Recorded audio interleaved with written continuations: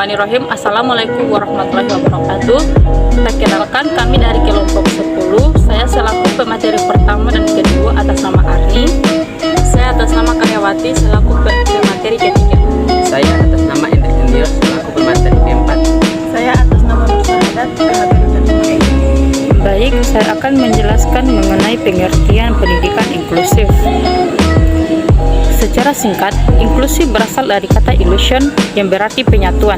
Secara umum, pendidikan inklusif diartikan sebagai segala sesuatu yang positif dalam usaha-usaha menyatakan anak-anak yang memiliki hambatan dengan cara-cara atau usaha yang realistis dan komprehensif dalam lingkungan pendidikan secara menyeluruh. Selain itu, pendidikan inklusif juga diartikan sebagai model pendidikan yang mengakomodasi keragaman identitas, kondisi fisik, dan kondisi sosial ekonomi dari peserta didik dan menerjemahkannya dalam metode pembelajaran adaptif, sistem pendukung akademik, dan lingkungan aksesibel bagi penyandang disabilitas, atau dalam istilah akademiknya adalah anak berkebutuhan khusus. Peran dan fungsi keluarga dan orang tua dalam program pendidikan inklusif. Secara umum, menurut Hewitt dan Frank 1986 menyebutkan bahwa peran dan fungsi orang tua terhadap anak berkebutuhan khusus sebagai berikut. Yang pertama, sebagai pendamping utama, yaitu membantu tercapainya tujuan layanan penanganan dan pendidikan anak. Kedua, sebagai advokat yang mengerti, mengusahakan dan menjaga anak dalam kesempatan mendapat layanan pendidikan yang sesuai dengan karakteristik khususnya.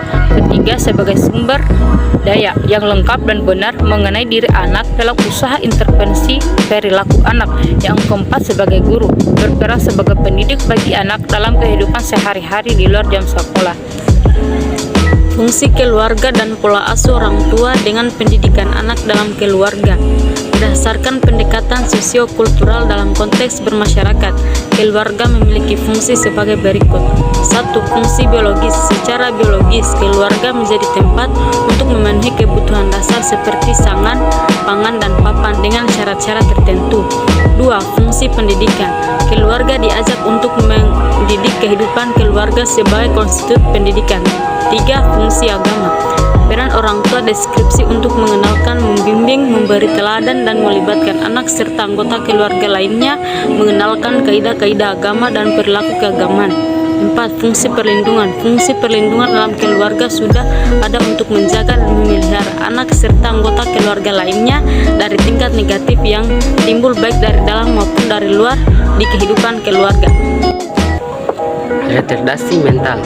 Retardasi mental adalah suatu gangguan perkembangan otak yang membuat seseorang membutuhkan waktu jauh lebih lama untuk mempelajari hal-hal berdasarkan retardasi mental memiliki keterbatasan dua hal, yaitu A. Fungsi intelektual adalah keterbatasan pada fungsi intelektual dapat diukur menggunakan IQ.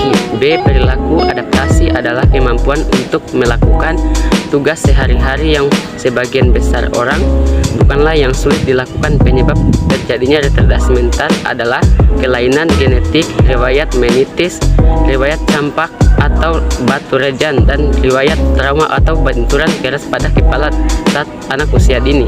Gangguan emosi dan penilaian, gangguan komunikasi, gangguan pendengaran, gangguan fisik, kesehatan dan penglihatan terhadap anak.